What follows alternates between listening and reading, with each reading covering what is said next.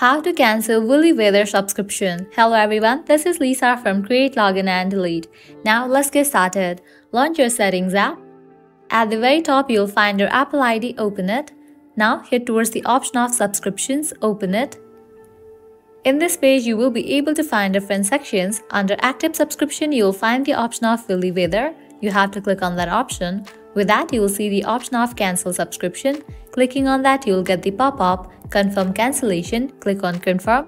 With that, you have just cancelled subscription for your WillyWeather account. As of right now, I don't have any ongoing subscription, so it is showing nothing over here. But in the case you do have subscription, it's gonna appear in this page. And following these steps, you will be able to cancel subscription for your WillyWeather account. And the great thing is you can carry on using the app until the subscription date was originally due. Also, deleting the WillyWeather app or account will not cancel your subscription.